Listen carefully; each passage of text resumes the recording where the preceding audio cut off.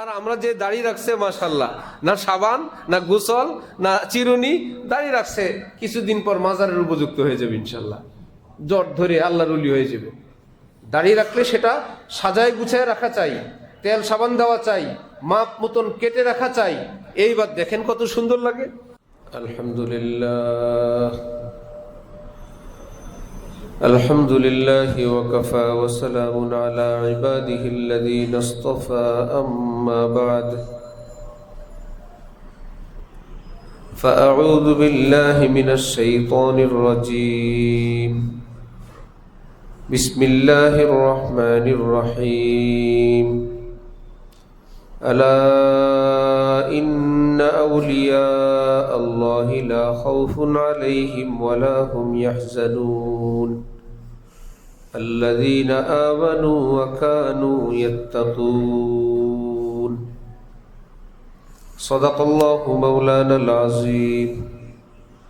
وقال رسول الله صلى الله تعالى عليه وسلم: للصائم فرحتان، فرحة عند فطره وفرحة عند لقاء ربه. وقال رسول الله صلى الله تعالى عليه وسلم: يا أبا هريرة اتق المحارم تكن أعبد الناس، أو كما قال رسول الله صلى الله تعالى عليه وسلم. মোহতারাম মুসল্লিয়ান কিরাম, আমি আল্লাহ পাক রব্বুল আলামিনের পবিত্র কালামের অংশ বিশেষ তেলাওয়াত করলাম এবং হযরত রাসূল করিম সাল্লাল্লাহু আলাইহি ওয়াসাল্লামের দুইখানা হাদিস শরীফ পাঠ করলাম। আল্লাহ পাক কোরআন শরীফ এবং হাদিস শরীফের কামিল হেদায়েত আমাদের সকলকে দান করেন। আমিন। কোরআনে পাক এবং হাদিসে পাকের নূরে আমাদের জীবনকে সুন্দর করার, আলোকিত করার তৌফিক দান করেন। পবিত্র রমজান মাসের অধিকাংশ অংশ চলে গেছে। আল্লাহ পাক আমাদের রোজা, সাহরি, তারাবি, ইফতার, ছোটা ফোটা আমলগুলোকে নিজ দয়ায় কবুল ফরমান। আগামীর কয়েকটা দিনকে আল্লাহ পাকের মর্জি মোতাবেক কাটানোর তৌফিক দান করেন।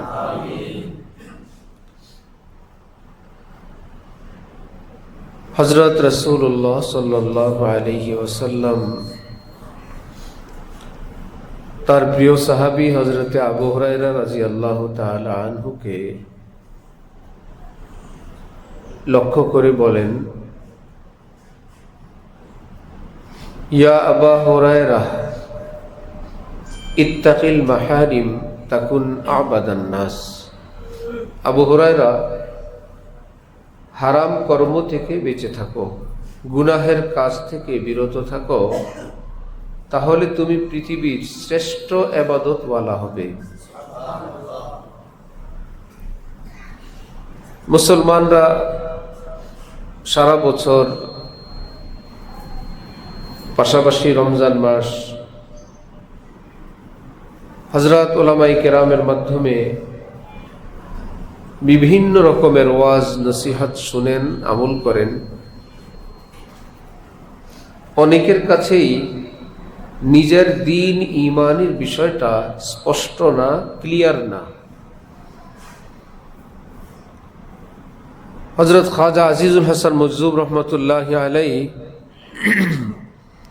বলেন: মুঝে सहल हो गई मंजिले के हवा के रुख भी बदल गए, तेरा हाथ हाथ में आ लगा तो चिराग राह के जल गए। একটু বাড়ান সামান্য। ইংরেজ আমলের ডেপুটি কালেক্টর ছিলেন, বড় শিক্ষিত মানুষ ছিলেন, অনেক কিতাবাদি বই পুস্তক পাঠ করতেন, কিন্তু দ্বীনের রাস্তা নিজের কাছে অস্পষ্ট ছিল, অন্ধকারাচ্ছন্ন ছিল। তিনি বলেন: হে হাকিমুল উম্মত, আমি আপনার কাছে আসলাম আপনার নসিহত শুনলাম, দিক নির্দেশনা পেলাম, আপনার হাতে হাত দিলাম। আমার কাছে এখন এমনটা মনে হয় জান্নাত পর্যন্ত রাস্তা পুরাটা আলোকিত হয়ে আছে। যেন অন্ধকার পথে লাইট জ্বললে যেরকম ক্লিয়ার দেখা যায়, বাকি থাকে শুধু পথ চলা। এই পথে চলে আমাকে মঞ্জিলে যাওয়া, এটা আমার কর্তব্য, কিন্তু সেই পথ আমার কাছে অন্ধকার না, স্পষ্ট। তেরা হাত হাত মে আ লাগা তো চিরাগ রাহ কে জল গায়ে। দুনিয়ার ক্ষেত্রে আমরা যে যেই বিষয়ে সিনিয়র, পারদর্শী, আমরা তার সহযোগিতায় বড় কোনো কাজ অল্পতেই আমরা পেয়ে যাই। 1000 টাকা ভিজিট দিয়ে একজন ডাক্তারকে দেখাই, ডাক্তারের যোগ্যতা কি 1000 টাকার? কত দিনের তার ফসল, কত দিনের মেহনতের রেজাল্ট, যেটা তার মাথায় আছে। তার একটা পরামর্শ 1000 টাকা, 2000, 5000 টাকা দিয়ে আমি আপনি পেয়ে যাই। একজন ইঞ্জিনিয়ারের একটা পরামর্শ কিছু টাকা দিয়ে, 20-50 হাজার, কয়েক লক্ষ টাকা দিয়ে একটা ভবনের যাবতীয় পরামর্শ পেয়ে যাই। সব ক্ষেত্রে, সকল ক্ষেত্রে যে যেই বিষয়ে পারদর্শী তার অনুসরণ করা, এটা একটা যুক্তিযুক্ত বিষয় সারা পৃথিবীর মানুষের জন্য, এবং সকলে এটা মানে। যে যেই কাজে পারদর্শী তার সহযোগিতা নিয়ে আমরা পার হয়ে যাই। পাইলট উড়োজাহাজ চালাইতে পারেন, আমরা সেই পাইলটের উড়োজাহাজে উঠি। আমাদের মতন অশিক্ষিত অথবা অনভিজ্ঞ মানুষ আমরাও 6 ঘন্টায় জিদ্দা যাই। এটা কি আমাদের নিজের কারণে না পাইলটের কারণে? সেই বিদ্যা অর্জন করা আমাদের জন্য সম্ভব না, সবার জন্য প্রয়োজনও নেই। কেউ চালাবেন, কেউ চড়বেন, কেউ ইঞ্জিনিয়ার হবেন, কেউ সেবা নিবেন, কেউ চিকিৎসক হবে, কেউ সেবা নিবে। কেউ কোনোদিন বলে না আমি কেন আরেকজনের উড়োজাহাজে উঠবো, আমি চালাবো। আমি কেন অন্য ইঞ্জিনিয়ারের সহযোগিতা নিব, আমি ইঞ্জিনিয়ার হব। আমি কেন আরেকজন আইনজীবীর কাছে গিয়ে ধর্ণা দিব, আমি আইনজীবী হব। কেউ করে না, এটা সকলের জন্য সম্ভব না। তাহলে দ্বীন ইসলামের ক্ষেত্রে দ্বীনের খাঁটি বুঝ নেওয়ার জন্য পৃথিবীতে কোনো ব্যবস্থা নাই? এটা কি ডাক্তার, ইঞ্জিনিয়ার, পাইলট না ওলামাই কেরাম? ওলামাই কেরাম কি পৃথিবীর সব একই বরাবর? ডাক্তার কি বরাবর? ইঞ্জিনিয়ার বরাবর? তাহলে আলেমও কি বরাবর? আলেমও বরাবর না। শ্রদ্ধা করতে আপত্তি নাই, সম্মান করতে আপত্তি নাই, হাদিয়া দিতে, খেদমত করতে আপত্তি নাই, কিন্তু তিনি কোন স্তরের তার থেকে ওইটুকুন পর্যন্ত সেবা নেন। যদি ভিন্ন কিছু দেখা যায় তাহলে আরো বড় খোঁজেন। হাকিমুল উম্মত হযরত থানভী নওয়ারাল্লাহু মারকাদাহু বলেন, কোন হক্কানি আলেমে দ্বীনের নিকট মাসআলা জিজ্ঞেস করার পর তোমার যদি মনোভূত হয় তুমি আমল করো। যদি তুমি মনে করো যে আরো অন্য কোনো ফতোয়া মাসআলা আছে কি না, তাহলে ভিন্ন আরেকজন বড় আলেমের নিকট জিজ্ঞেস করো। যদি দেখো একই রকম তাহলে তো শেষ, আমল করলা। যদি দেখো 2 রকম, একজন একরকম বললেন, আরেকজন আরেক রকম, এখানে লক্ষণীয় বিষয় হলো ফতোয়া আলেম ওলামারা দেন আমাদের কথার উপরে। কথা পরিবর্তন হলে ফতোয়া পরিবর্তন হবে, কথা পাল্টানো যাবে না। এই জন্য বলে লিখে নিয়ে আসেন। আগের জনকে একরকম কথা বলে ফতোয়া একরকম নিলাম, দ্বিতীয় জনের কাছে তথ্যই দিলাম পরিবর্তন করে, তাহলে তো ফতোয়া পরিবর্তন আসবেই। তথ্য একই রকম হবে উভয়ের কাছে, ফতোয়া একরকম হলে এক। যদি সেখানে দেখা যায় 2 রকম, হাকিমুল উম্মত বলেন তোমার যেটা ভালো লাগে সেটার উপর আমল করো, কিন্তু একজনের ফতোয়া আরেকজনের কাছে উল্লেখ করবে না। হুজুর আপনি এটা বললেন, অমুক হুজুর সেটা বলেন, এটা তুমি একটা বিতর্কের মতন দেখা যায়। 2 জন বিজ্ঞ হক্কানি আলেম 2 রকম বললেন, শর্ত হলো তোমার তথ্য এক হইতে হবে। এবার তোমার যেটা পছন্দ সেটা আমল করো, কিন্তু একজনেরটা আরেকজনের কাছে বলবে না। যাওই যদি এমন, প্রথম গেলাম একজন বিজ্ঞ মুফতি সাহেবের নিকট, ফতোয়া পছন্দ হয় নাই। দ্বিতীয়বার গেলাম মহল্লায় টিউশনি করে একজন মুফতি সাহেব, ওনার নিকট। উদ্দেশ্য হলো যে রাগের চোটে তো 1 2 3 বলে ফেলছি, বিজ্ঞ আলেমতে বলে বউ নাই, আমার তো রাখতে হবে। আরেক হুজুরের কাছে গেলেও যদি বলে নাই, আমার তো এই ফতোয়া পছন্দ হয় না, আমার তো আছে, ওই বউ দরকার, ওই হুজুর দরকার। তাহলে এইরকম মহল্লায় ঘুরে ঘুরে যে হুজুর টিউশনি করেন অথবা কোরআন শরীফ পড়ান, তার কাছে তিনি ঠিক আছেন, কিন্তু ইনি কি একজন অভিজ্ঞ মুফতির বিপরীতে ফতোয়া দেওয়ার ক্ষমতা রাখেন? হ্যাঁ, বলতে পারেন লালবাগে ফতোয়া চাইলাম, দিলেন একটা ফতোয়া, আমি যাত্রাবাড়ি গেলাম, আমি জামিয়া রাহমানিয়া গেলাম, ফরিদাবাদ গেলাম, জামিয়া হাকিমুল উম্মত গেলাম, ওকে। হযরত থানভী বললেন, কোন মানুষ দাড়ি রাখে, যারা দাড়ি রাখে না দেখায় বলে, দেখছেন দাড়ি রাখছে, কেমন দেখা যায়? কাকে দেখায়? অসুস্থ একজন মানুষ, হ্যাংলা দুবলা অসুস্থ গরিব মানুষ, ঠিক মতো গোসল করে না, সাবান দেয় না, মাথা চুল আশ্রয় না, শরীরে কোনো ভিটামিন ক্যালসিয়াম ক্যালোরি বলতে কিছু নাই। একে যে একটু অসুন্দর দেখা যায়, এটা কি তার দাড়ির কারণে না স্বাস্থ্যগত কারণে? তাকে দেখায়, দেখলেন দাড়ি রাখছে, কেমন লাগে? আবার দাড়িবিহীন আরেকজনকে দেখায়, স্মার্ট ফর্সা স্বাস্থ্যবান একজন যুবক, দেখছেন দাড়ি নাই, কত সুন্দর লাগে। বিচারটা কি সুন্দর হলো? হযরত বলেন, একই বয়সের একই চেহারা দুইজনকে নিয়ে আসো, যে স্মার্ট ছেলেটা ফর্সা স্বাস্থ্যবান, এইরকম একজন দাড়িবিহীন, তাকে নিশ্চয়ই সুন্দর লাগে। একই চেহারার আরেকজন যদি দাড়িওয়ালা হয়, সেটা কি এইরকম সুন্দর লাগবে না অনেক বেশি সুন্দর? কিন্তু দেয় কাকে দিয়ে? ওই অসুস্থ একজন মানুষ, ভঙ্গুর স্বাস্থ্য, তার হলো দাড়িওয়ালা, আর স্মার্ট একজন যুবক নাদুস নুদুস সুস্বাস্থ্যবান, তাকে দেখে দাড়িবিহীন, দেখেন কত সুন্দর। হযরত বলেন, বিবেচনাটা যথাযথ হইল না। হ্যাঁ, যাকে দাড়ি দেখাও ওই লোকের মতন আরেকজন দাড়িবিহীন নিয়ে আসো, এই দুইজনের মধ্যে দেখবা দাড়িওয়ালাকে সুন্দর লাগে।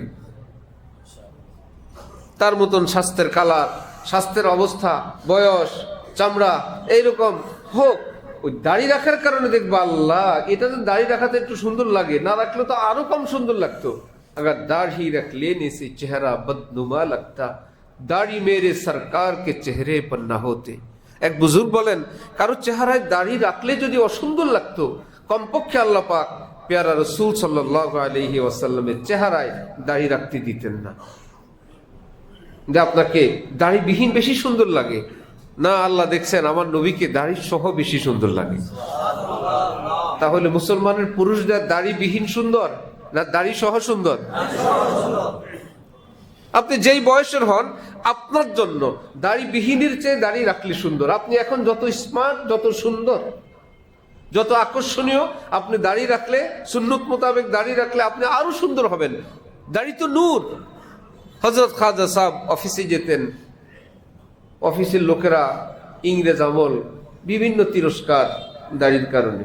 হযরত থানভীর নিকটে এসে বললেন, আমাকে লোকেরা দাড়ির কারণে অনেক রকমের তিরস্কার করে। হযরত থানভী বললেন, আল্লাহর কাছে পুরস্কার পেতে চান তো তিরস্কার সহ্য করে যান।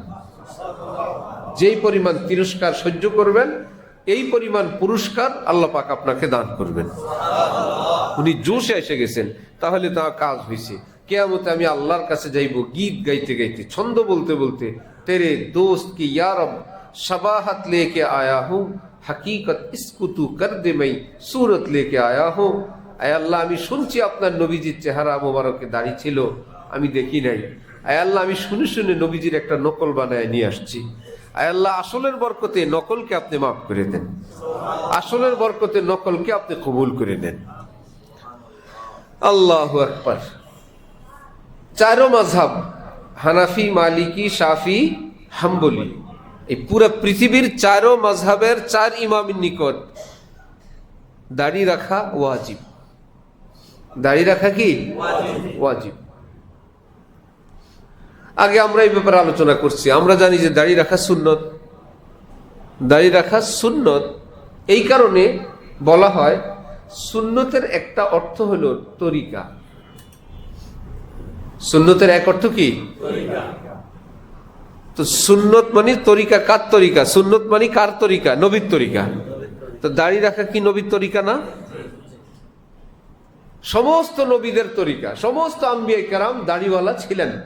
তাহলে দাড়ি রাখা সুন্নত অর্থ দাড়ি রাখা নবীজির তরিকা। তরিকা যদি হয় তাহলে নামাজ পড়া কি নবীর তরিকা না?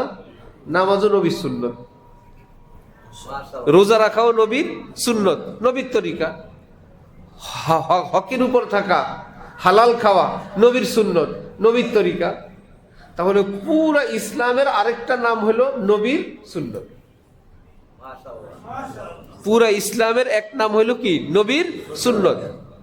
এই অর্থে দাড়ির নাম সুন্নত, মানে নবীর তরিকা। নবীজি রাখতেন, উম্মত রাখবে।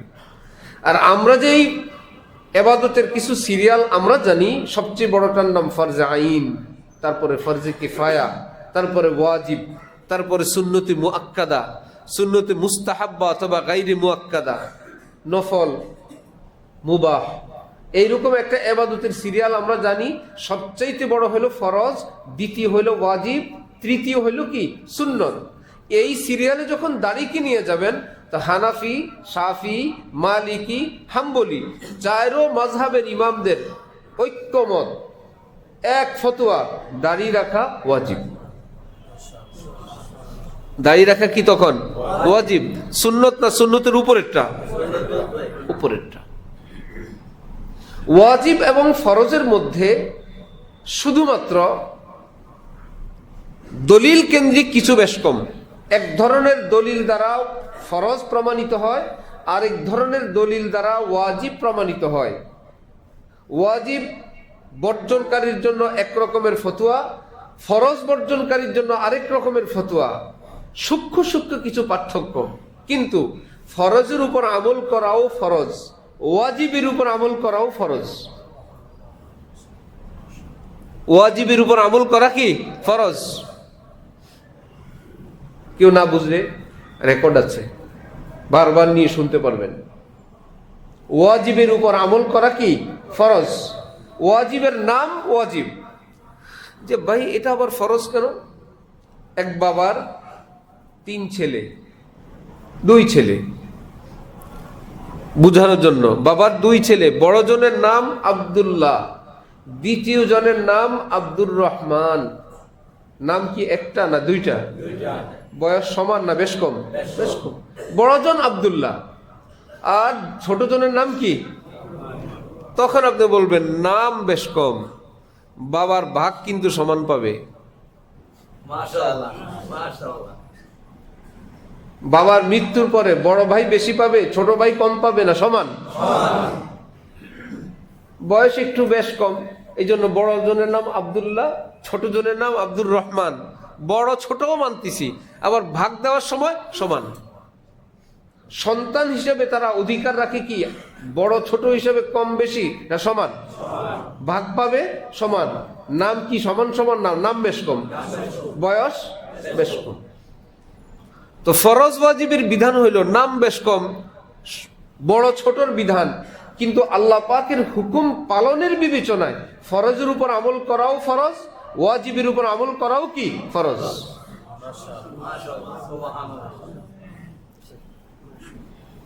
তাহলে দাড়ি রাখা ইসলামের দৃষ্টিতে ওয়াজিব। দাড়ি রাখা ইসলামের দৃষ্টিতে কি ওয়াজিব। আল্লাহু আকবার। এবং চারো মাযহাবে দাড়ি রাখবেন, তাহলে এক মুষ্টি রাখতে হবে নিজের হাতে। একটু রাখলেন যে ভাই দাড়ি রাখা, শরীয়তে পাক আল্লাহ পাক আমাদেরকে এত সুন্দর দিলেন, যে আমল দিলেন সেটার আবার মাপও দিয়ে দিছেন। আমাদের উপর জুমার নামাজ ফরজ, রাকাত টাকা ঠিক নেই। জুমার নামাজ বাস আল্লাহ পাক জুমা পড়লেই হইল, তুমি যা পড়ো, যতক্ষণ পড়ো, 2, 3, 4, 5, 1, আধা, এরকম না মাপ আছে? আচ্ছা, উযু করো কেমনে? যেমনি ইচ্ছে এভাবে করো, না মাপ আছে?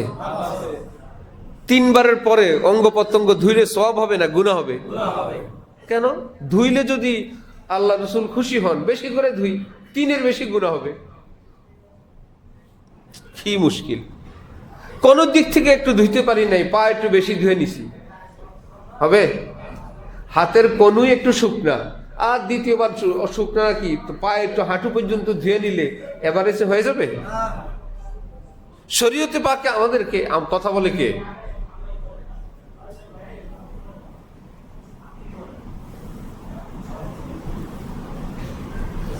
একান্ত প্রয়োজনে কোনো কথা কখনো বলতে হইতে পারে, সেটা অত্যন্ত মসজিদের আদব, মজলিসের আদব, এটা মনে রাখতে হবে। জরুরি কোনো কথা যদি হয়, ইমার্জেন্সি, সেটা অত্যন্ত সতর্কভাবে। মসজিদ আল্লাহ পাকের ঘর, অনেক বেশি আদবের জায়গা। আর যে কোনো জায়গায় বয়ান চললে সেখানে আরেকটা দায়িত্ব চলে আসে।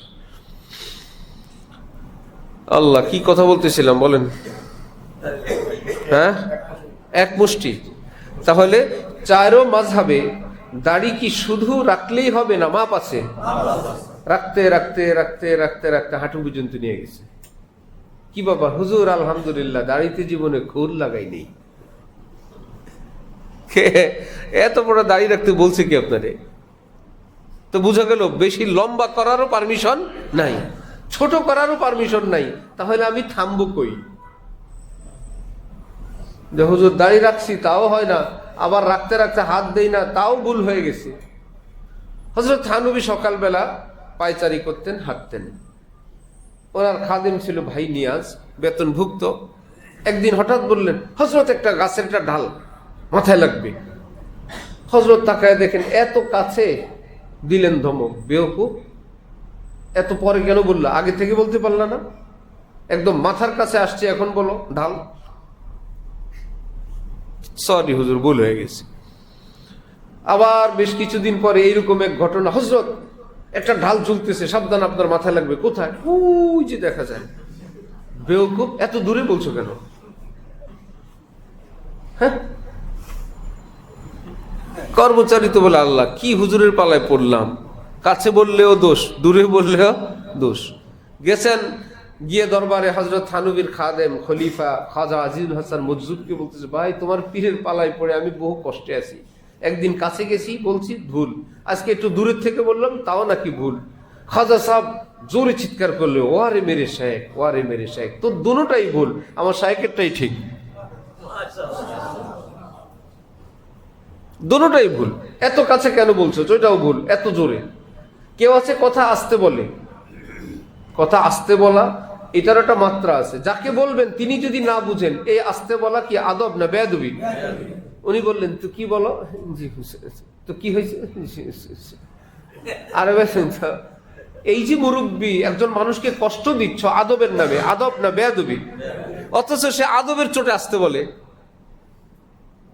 এত আসতে বলে। যাকে বলছে ওই হুজুর, মুরব্বী, হযরত, বাবা, কিছুই বুঝেন না। তাহলে সেই ব্যক্তি যে না বুঝার কষ্ট হচ্ছে, একজন মুরব্বীকে আমি কষ্ট দিচ্ছি, এটার নাম রাখছে সে আদব। আদব না বেয়াদবি?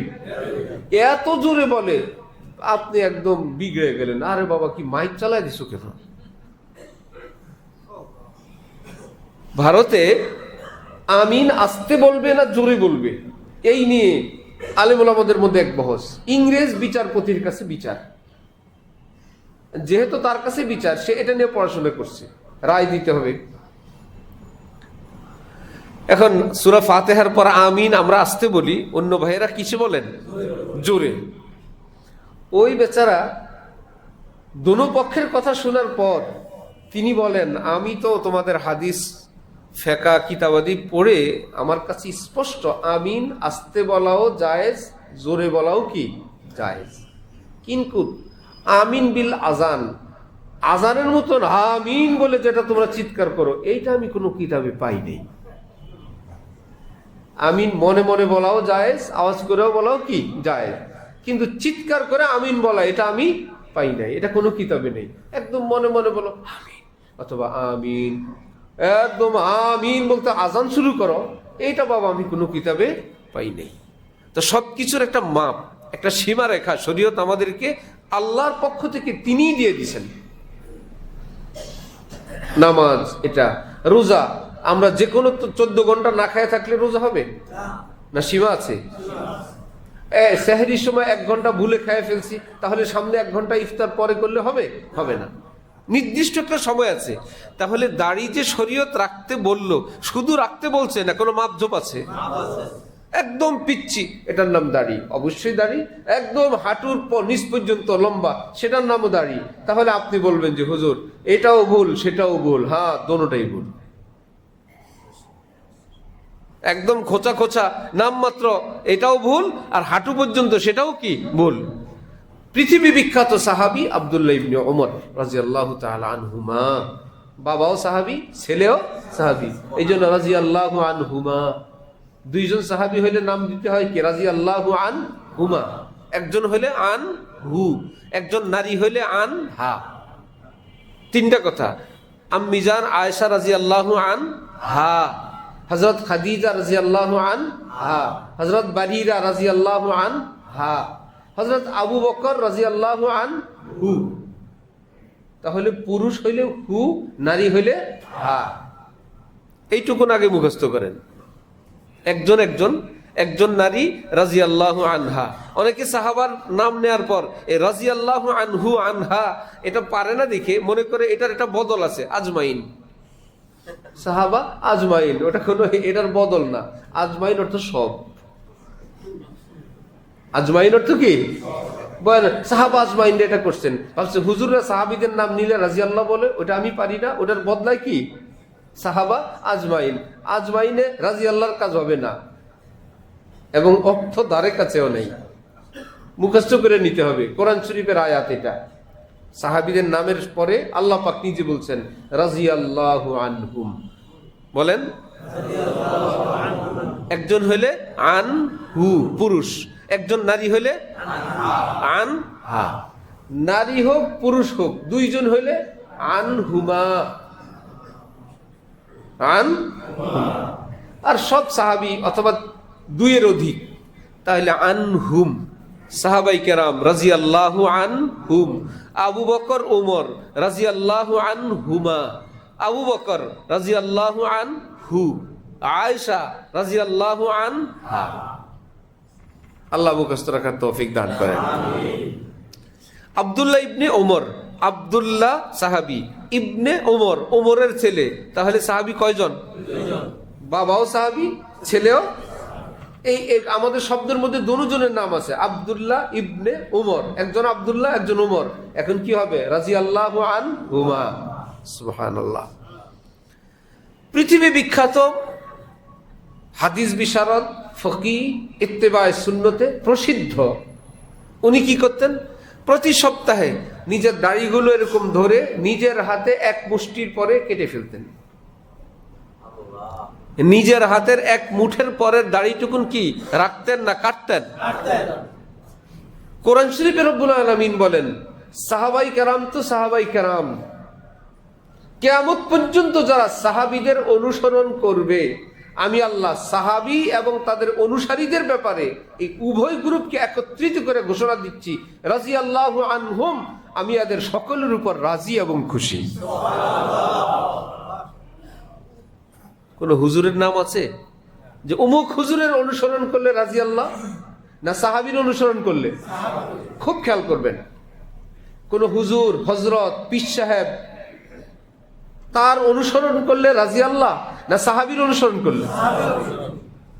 সাহাবী আব্দুল্লাহ ইবনে ওমরের মতন ব্যক্তি, এত প্রসিদ্ধ সাহাবী, সব মাযহাবে সকলের নিকটে গ্রহণযোগ্য, তার ব্যাপারে প্রসিদ্ধ, মানে সকলের সবগুলো কথা তো আর হাদিসে লেখা নেই।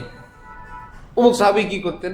1 জন, 2 জন, 10 জন করাই মানে এটা সকলের চেহারাটা ফুটে ওঠা। পাতিলের রান্না করা ভাতগুলো হইল কিনা প্রত্যেকটা টিপ দিয়ে দেখেন তো, সবগুলো চাউল হইল কিনা একটা একটা করে টিপ দিয়ে দেখে কনফার্ম হওয়ার পর তারপরে নামায়, না একটা টিপ দেয়? একটা দিলে খবর হয়ে যায় বাকি পাতিলের বাকি ভাতের কি অবস্থা। তো সাহাবাই কেরাম যখন এরকম কোন আমল করেন, তখন বাকি সাহাবীদের খবর হয়ে যাবে, বুঝছি এটা তো পাওয়া গেছে। এই জন্য ফতোয়া শামিতে নবীজির জীবনী, সাহাবীদের জীবনী নেয়ার পর পরে লিখছেন যে নিজের হাতে 1 মুঠ কোনো চালাকি চতুরতা করা না, স্বাভাবিকভাবে এক মুষ্ট করার পর সামনে ডানে বায়ে অতিরিক্তটুক কেটে ফেলা। এতে করে ওই পুরুষটাকে সুন্দরও দেখা যায়, চেহারা সুন্দরও লাগে। যারা বিদঘুটে বেশি লম্বা দাড়ি রাখে, বলেন তো সত্যি বলেন, সুন্দর লাগে? রবীন্দ্রনাথ ঠাকুরও তো দাড়ি ছিল, এক মুষ্টি না লম্বা? অনেক লম্বা। দাড়িরও কোনো মাপঝোপ আছে, কারণ আপনি ওয়াশরুমে বসবেন, দাড়িটা যখন ভীষণ লম্বা হবে, বসলে আপনার দাড়ির মাথাটা যাবে কই? পেশাবে ছিটা লাগবে, আরো অনেক ধরনের পেরেশানি। আপনার স্ত্রী আছে, তার কাছে দেখতে কেমন লাগবে? এটা যত্নের ব্যাপার আছে, অনেক কিছু। তাহলে অনেকে ভয় পায় যে দাড়ি কাটবো কেমনে। দাড়ি কাটারও বিধান আছে, আবার দাড়ি রাখারও বিধান আছে। আল্লাহ আমাদেরকে তৌফিক দান করেন। হযরত ওয়ালা করাচি, আমাদের দাদা হযরত এক বাসায় গেছেন, তো ছোট বাচ্চা একটা কোলে দিছে বাচ্চা চিৎকার। বাচ্চার বাবা ক্লিন শেভ, সে এখন হযরতকে বলতেছে, হুজুর এই জন্যই দাড়ি রাখি না, দাড়িওয়ালা লোক দেখলে বাচ্চা ভয় পায়। কি সুন্দর এখন ফতোয়া লাগাই দিছে, এটা কোনো কথা হইল?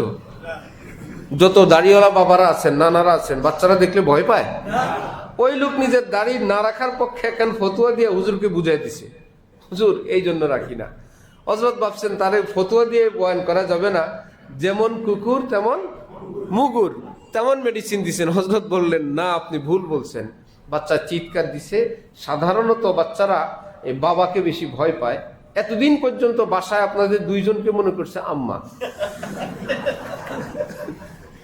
কারণ দোনোজনের গাল একই ডিজাইনের। ভাবছে আমার দোনোজনই আম্মা লাগে। আজকে হঠাৎ আমার দেখে ভাবছে আব্বা সাক্ষাৎ আজকে পাইলাম, এই জন্য চিৎকার দিছে। আপনি ভুল তথ্য দিচ্ছেন। ওই লোক এখন মাথা নিচু করে বললো, আল্লাহ রে, আমাকে তো আম্মার গ্রুপে ফেলাই দিছে। হযরত বলেন, আমি সারা পৃথিবীতে গেছি, যেখানেই যাই, আমি সেই দেশের চিড়িয়াখানায় যাই, গিয়েই দেখি সিংহ এবং সিংহী, পুরুষ সিংহ নারী সিংহ। হযরত বলেন, পুরুষ সিংহ যেগুলো, প্রত্যেকটা চেহারার গালের মধ্যে আমি গিয়ে দেখছি দাড়ি, আর যেগুলো সিংহী নারী, এগুলোর গাল খালি।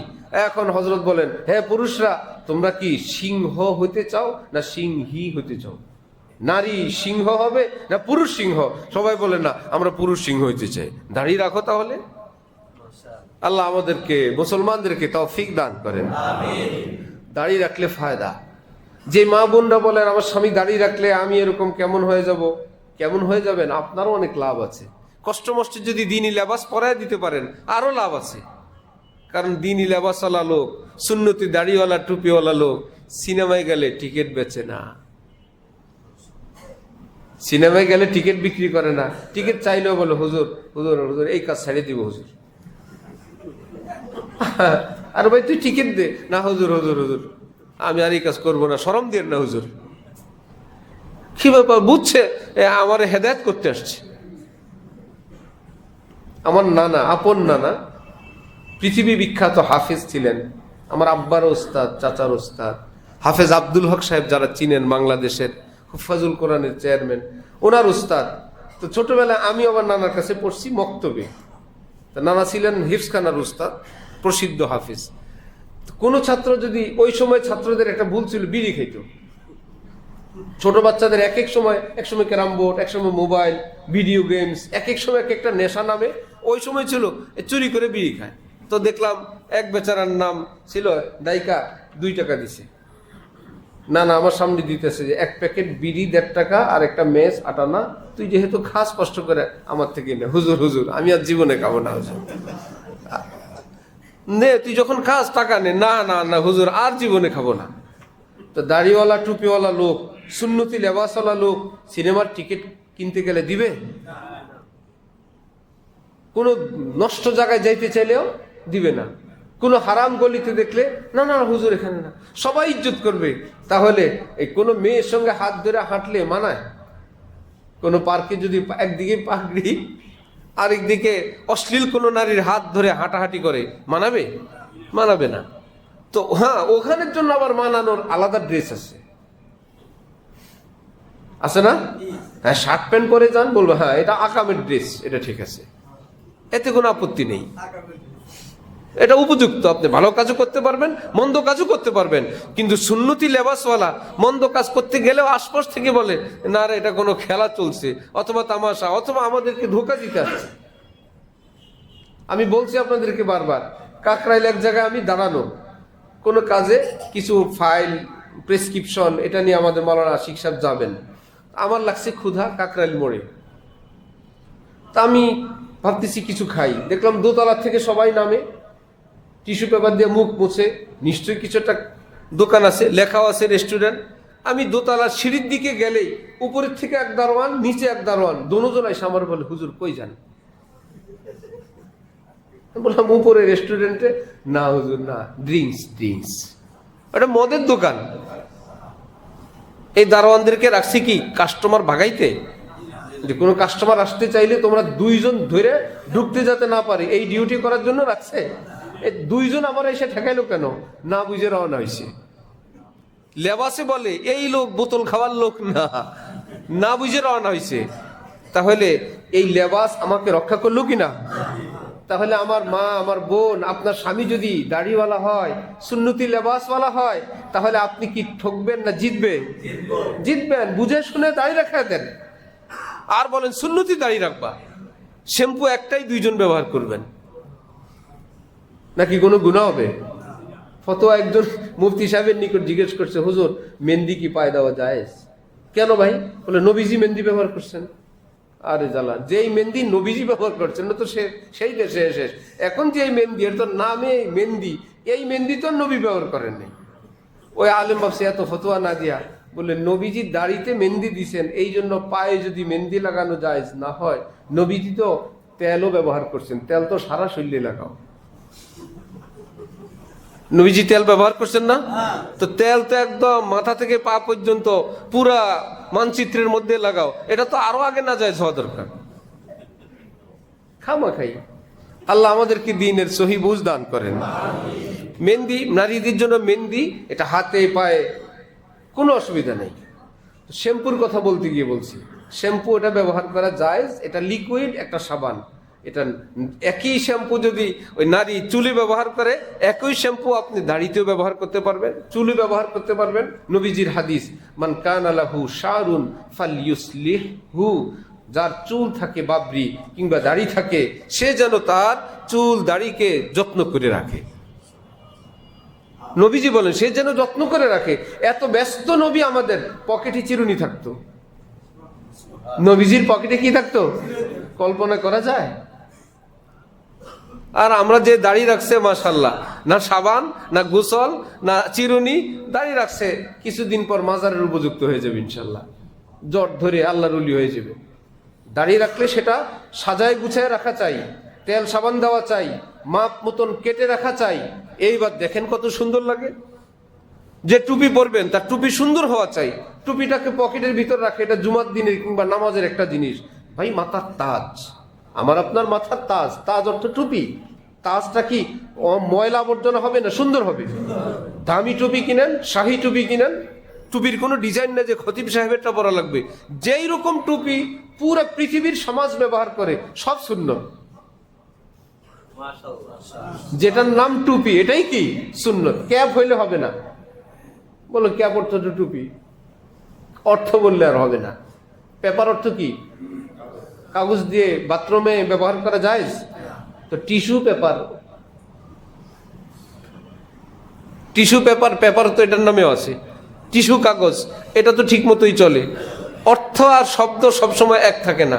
যেটা ক্যাপ এটা টুপি না, যেটা টুপি এটা টুপি। এবার যেই ডিজাইনের হোক, হক্কানি আলেম ওলামারা মুসলিম সমাজে সমাদৃত যেই রং, যেই ডিজাইন, যেই উচ্চতা, টুপি নাম হইলেই এটা আপনার যেটা সুন্দর লাগে, পছন্দ লাগে, চেহারার সঙ্গে মানানসই হয়, পরেন, সেটাই সুন্নত। সেটা কি ময়লা আবর্জনা হবে না সুন্দর হবে? সুন্দর হবে। জুমার দিনের লেবাস সাধারণ লেবাস না শ্রেষ্ঠ লেবাস? ঘরে যত সুন্দর পোশাক আছে জুমার দিনের জন্য রেডি রাখবেন, এটা জুমার লেবাস।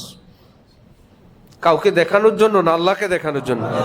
আমি আপনি সুন্দর লেবাস পরলে আল্লাহ দেখবেন কি অসুন্দর না সুন্দর? দেখো আমার বান্দারে কত সুন্দর লাগে, ও আমার বান্দা আমার দরবারের জন্য এত সুন্দর প্রস্তুতি, পাক সাফ হয়ে নখ কেটে, পশম কেটে, ভালো করে গোসল করে জুমার প্রস্তুতি নিচ্ছে। খুশবু লাগাই, তাহলে মসজিদে আসবো সুন্দর লেবাস পরে। যেহেতু এখন সমাজ এমন, সকলে ইসলামকে যথাযথ ভালোবাসতে এখন আর তৌফিক হয় না, তাহলে যারা ইসলামওয়ালা তাদের চাল চলন, আচার ব্যবহার, লেনদেন, পোশাক, কাজকর্ম এতটা সুন্দর আকর্ষণীয় থাকা চাই, এটা একটা দাওয়াতের কাজ করবে। আল্লাহ আমাদেরকে তৌফিক দান করেন। রমজানের আজকে 16 তারিখ, ইনশাআল্লাহ আগামী জুমার আগেই ইতিকাফের পাঠ চলে আসবে। যাদেরকে আল্লাহ পাক তৌফিক দান করেন ইতিকাফে বসার চেষ্টা করব। নবীজি বলেন, আল মুতাকিফু ইয়াতাকিফুদ যুনুব, যে আল্লাহর ঘরে ইতিকাফ করে সে সমস্ত গুনাহ ছেড়ে আল্লাহর ঘরের মেহমান হয়ে যায়, আল্লাহর মেহমান। এবং কেউ যদি শবে কদর নাও পায়, ইতিকাফওয়ালা পায়। ইতিকাফওয়ালার ভাগ্যে শবে কদর জুটে যায়। আর যদি কাউ ব্যস্ততার কারণে সুন্নতে মুআক্কাদার যে ইতিকাফ, যে 20-এ প্রবেশ করবেন, ঈদের চাঁদ উঠলে বের হবেন, এটা যাদের ভাগ্যে আছে, মনে রাখবেন কোনোদিন আপনার ব্যস্ততা এসে আপনাকে বলবে না এই রমজানের শেষ 10 দিনে আপনার কোনো কাজ নাই, আপনি চাইলে ইতিকাফ করতে পারেন। মৃত্যুর আগে এমন কোনো বছর আসবে না আপনার ঘরের মানুষরা বলবে কোনো কাজ নেই, কোনো শপিং নেই, আপনি ইতিকাফে যান। কর্মচারীরা বলবে, লেনদেন বলবে, ব্যাংক বলবে, ব্যবসা বাণিজ্য বলবে, একদম স্যার আপনি দিনদার, আমরা আগেই জানি, আমরা সব ক্লোজ করে ফেলছি, আপনি ইতিকাফে যান। হবে না। মাওলানা শামসুল হক ফরিদপুরি বলতেন, সময় এটা রাবারের মতো, ছেড়ে দিলে খুব ছোট হয়ে যায়, টান দিলে অনেক লম্বা হয়ে যায়। কাজে লাগাবা তো অনেক কাজ করতে পারবা, ছেড়ে দিবা দেখবা একদম ছোট হয়ে গেছে। পুরা পুকুর কচুরি পানা ভরা, সেই পুকুরেও মানুষ গোসল করে কিভাবে? ডান হাতে বাম হাতে দুই দিকে ফাঁকা করে একটা ডুব দেয়, ডুব দিয়ে উঠে চলে আসে, আবার ভরে গেছে কচুরি পানা দিয়ে। ব্যস্ততা আমার আপনার জীবনটা হলো এইরকম, সবটাকে ভরে রাখবে, কোনোদিন টাইম পাবেন না 2 রাকাত পড়া। আমরা যারা জুমায় আসছি একদম অবসর থেকে আসছি না কাজের থেকে আসছি? কাজের থেকে আসছি। কমপক্ষে যে ঘুমাইতো অন্যদিন 12টা 1টা পর্যন্ত, আজকে ঘুমটাকে কমায় আসছে। অন্যদিন উঠতেই পারে না, আজকে পারছে। এই জন্য সুস্তি কা ইলাজ হয়, বাস চুস্তি, গাফিলতি, অলসতা, এটার একটাই মেডিসিন, তৎপর হওয়া। আমি এটা করব, আমি এক কাজ করব। তো যে ইতিকাফ করার মতন এত বড় সৌভাগ্য, এটা এমনিই নসিব হবে না, হিম্মত করতে হবে। না তাহলে এই বছর সেই বছর করে তো ইতিকাফের ওয়াজ শুনেই বেড়াইলাম এত বছর, আমি ইতিকাফে বসে যাব। আল্লাহ ভরসা, কত সহজ। আল্লাহ পাক তৌফিক দান করেন। যদি কেউ চান যে আমি আর একটু ছোট কোনো ব্যবস্থা আছে কিনা, নফল ইতিকাফ, সেটা হলো আমরা যে মসজিদে প্রবেশ করি কিছু সময়ের জন্য, নাওয়াইতু সুন্নাতাল ইতিকাফ মা দুমতু ফি হাদাল মসজিদ, আল্লাহ যতক্ষণ আপনার ঘরে থাকবো অতক্ষণের ইতিকাফের নিয়ত করলাম। এটা একটা ইতিকাফ। যতবার প্রবেশ করি ততবারের সুন্নতের মধ্যে একটা সুন্নত ইতিকাফের নিয়ত করা। ঠিক নফল ইতিকাফ শবে কদরের তালাশে আমি মসজিদে থাকবো, দিনের বেলা কোনো কাজকর্ম যাই থাকে দ্রুত সেরে সেটাকে শর্টকাট করে আল্লাহর ঘরে চলে আসবো। এবার বাসা কেন্দ্রিক না, মসজিদ কেন্দ্রিক হবে আমার শেষ 10 দিন। কমপক্ষে রাতগুলো তো অবশ্যই, এবার রাত সন্ধ্যার আগে পরে যদি কোনো টাইম বাইরে যাওয়া লাগে যেতে পারবেন, আবার মসজিদে প্রবেশ করবেন, আয় আল্লাহ আমি আপনার ঘরে এই নফল ইতিকাফের নিয়ত করলাম। তো প্রতি রাত আপনি মসজিদে, আপনার দোয়া মসজিদে, তেলাওয়াত মসজিদে, আপনি আল্লাহর ঘরের মেহমান হওয়ার আরেকটা সুযোগ পাবেন। আল্লাহ তৌফিক দান করেন। আরেকটা বিষয়, রমজান মাস অনেক বেশি নেকির মাস, সওয়াবের মাস। মুসলমানরা অনেকেই যাকাত প্রদান করে রমজান কেন্দ্রিক। প্রথম কথা জানবো আমরা, যাকাতের যে বছর, এটা ইংরেজি মাস হিসেবে না, আরবি মাস হিসেবে। এক বছর ইংরেজি হিসাবে না আরবি হিসেবে? বলবেন দোনোটাই তো 12 মাসে 1 বছর, 10 দিন বেশ কম। 12 মাসে 1 বছর ঘুরায় ফিরে আরবি মাসে 31 তারিখ নাই, হয়তো 29 অথবা 30। ইংরেজিতে কি আছে? 31ও আছে। গড়ে সব মিলায়ে আরবিতে আর ইংরেজিতে আরবি বছরে 10 দিন কম। তাহলে 10 দিন যদি 1 বছরে কম হয়, 3 বছরে 1 মাস, 36 বছরে 1 বছর। 36 বছরে কয় বছর? ইংরেজি বছর হিসেবে যদি জানুয়ারি টু জানুয়ারি আপনি জাকাতের হিসাব করেন, 36 বছর জাকাত ক্লিয়ার, কবরে গেলে বলবে 1 বছর বাকি। কিসের বাকি? আমি তো সব বছর দিয়ে আসছি। বলবো আপনি ইংরেজি হিসাব করছেন, প্রতি বছর 10 দিনের হিসাবে আপনার 1 বছর বাকি পড়ে গেছে। তাহলে জাকাতের হিসাব হবে কি ইংরেজি মাসে না আরবি মাসে?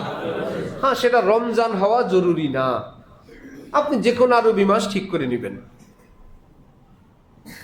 কোনো অস্পষ্ট জাকাত হয় না। একটু আগে আমরা দাড়ি নিয়ে আলোচনা করছিলাম, দাড়ি রাখবো এর কি মাপঝোপ আছে কিনা শরীয়তে? তাহলে জাকাত দিব এর কি মাপঝোপ নাই? না, আন্দাজ করে দিয়ে দেয়। স্বর্ণ মাপেও না, 21 ক্যারেটও না, 18 ক্যারেটও না, সনাতনীয় না, টাকাও গনে না, আনুমানিক জাকাত দেয়। আল্লাহ পাক বলছেন জাকাত দিতে, জাকাত দেই না। জাকাত দিতে হবে আলেম ওলামাদের সঙ্গে পরামর্শ করে, যে আমি নেশাওয়ালা, আমার এই ঋণ, আমার এই সম্পদ, এত টাকা বাকি, আমার স্ত্রীর এই সম্পদ, এতটুকুন স্বর্ণ, এতটুকুন রূপা, আমার কোন কোন জাকাত দিতে হবে। এক কথায় এক ফতোয়া এটা দেওয়া যাবে না এখানে। এই জন্যই শুরুতে বলছিলাম যে যেই বিষয়ে পারদর্শী তার সহযোগিতা নেন। এটা আপনি আমি পরামর্শের বিষয় না, হক্কানি আলেম ওলামারা আপনাকে বলবেন আপনার এই অবস্থা। সকলের জন্য একটা কথা বলে রাখি, ব্যবসায়িক যে সমস্ত ঋণ, 1 কোটি টাকার মালিক তিনি 2 কোটি টাকা লোন নিছেন না, এখন তো উনি ঋণগ্রস্ত লোক। ঋণগ্রস্ত লোক না, এই ঋণ ঋণ না। তাহলে পৃথিবীর আর কোনো ধনী টনী লোক থাকবে না। ব্যবসায়ী ঋণ ঋণ না, অর্থাৎ ওই লোন বাদ দিয়ে আপনার আগে কি ছিল ওটার হিসাব। আপনি নিজের ইন্ডাস্ট্রির জন্য ওই লোন আর ইন্ডাস্ট্রি দুটোটাকে মাইনাস করে আগে কি ছিল, বাড়ি আছে, গাড়ি আছে, সম্পদ আছে, সব ওইটা হিসাব করে জাকাত দিতে হবে। খুব চালাক, হুজুর ঋণ থাকলে তো জাকাত না, না হুজুর আমার ঋণ আছে তো জাকাত খান। ঋণগ্রস্ত লোক তো জাকাত খাইতে পারে, জাকাত খাবেন? হযরত থানবী বলেন সরকার কত ট্যাক্স নেয়, কর নেয়, সরকার একটা সরকার নিয়ে যায়, আর কোনো দায় দায়িত্ব সরকারের থাকে না। ভাই তুমি কামাও, আমাকে এত টাকা দিবা, দ্বিতীয়বার আর ফেরতও দেয় না। অথচ রব্বুল আলামিন বলেন তুমি যদি শতকরা 2.5 টাকা জাকাত দাও, 1 নম্বরে আমি এটা নিব না, আমি তোমার জন্য রাখবো। তাহলে জাকাতের টাকাটা আল্লাহ নিয়ে যান না আমাদের জন্য রাখেন? নিয়ে যান না, শুধু আল্লাহ আমাদের জন্য আইন করে বললেন দিতে হবে, এটা আমি তোমার জন্য রাখবো। নাম্বার 2 বলেন এই 97.5 টাকাকে আমি আল্লাহ পবিত্র বানায় দিব। আবার বলেন 97.5 টাকা সিকিউরিটি আমি আমার দায়িত্বে নিব। জাকাত দিলে মাল পবিত্র হয়, জাকাত দিলে আল্লাহ পাকের কাছে জমা থাকে, জাকাত দিলে বাকি অংশগুলো পবিত্র হয়, বাকি অংশগুলো আল্লাহ পাকের নিকট নিরাপদ হয়। তাহলে আমরা জাকাত দেওয়া থেকে পিছনে যাওয়ার চেষ্টা করব না আগানোর চেষ্টা করব? সব মানুষ আমাদের কাছে দোয়া করে, হুজুর দোয়া করবেন আল্লাহ ধনী বানান। যদি বলেন আমি তো এই দোয়া করি না, আপনি রব্বানা আতিনা ফিদ দুনিয়া হাসানা বলেন কিনা? বলেন কিনা? ওটার ভিতরে ধনী হওয়ার দোয়া আছে। রব্বানা আতিনা ফিদ দুনিয়া হাসানা, আল্লাহ আমারে ধনী বানান। সারা বছর বলে আল্লাহ আমারে ধনী বানান, জাকাত দেওয়ার সময় হইলে বলে আমি গরিব মানুষ। ওই সময় ধনীর কাতারে থাকতে চায় না, গরিবের কাতারে যেতে চায়। তাহলে আমরা সিস্টেম করে, কৌশল করে, ফন্দি করে কি নিজে গরিব হওয়ার চেষ্টা করব না ধনী হওয়ার চেষ্টা করব? ধনী হলে সব একচিলে কিছু টাকা যাবে। 7.5 ভরি স্বর্ণ, 52 তোলা রূপা। এবার রূপার ভরি খেয়াল করেন, দুটোটাই নেশাব। 7.5 ভরি স্বর্ণ এটা যদি কারো থাকে তাহলে জাকাত আসবে। যদি রূপা 52 তোলা থাকে জাকাত আসবে। কিন্তু যদি এরকম হয় স্বর্ণ এবং রূপা দুইটা আছে, তাহলে এর নেশাব চলে যাবে টাকার উপরে। দুইটা বিক্রি করার পর তাহলে 52 তোলা 52 তোলা রূপার দাম হয় কি না? স্বর্ণ 1 ভরি থাকলে তো হয়ে যাবে যে দাম। এখন স্বর্ণ এবং রূপা যদি মিক্স থাকে তখন আর স্বর্ণ রূপার ওজনে থাকবে না, কিসে যাবে? দামে। দাম হয়ে ওজন হবে কিসের? যে 52 তোলা রূপার দাম হয় কিনা। আমার সব ঋণ মুক্ত, আমার এইটুকুন ক্যাশ আছে এবং এর উপর 1 বছর অতিক্রম করছে, তাহলে তার উপর জাকাত ফরজ, জাকাত আদায় করতে হবে। এগুলো কার কি আছে, যার জানা আছে ভালো, জানেন না আশপাশে মাদ্রাসায় হক্কানি আলেম ওলামা মুফতি সাহেবদের কাছে গিয়ে পরামর্শ করে জাকাত প্রদান করবেন। আল্লাহ আমাদের সকলকে তৌফিক দান করেন। ওয়া আখিরু দাওয়ানা আলহামদুলিল্লাহি রাব্বিল আলামিন।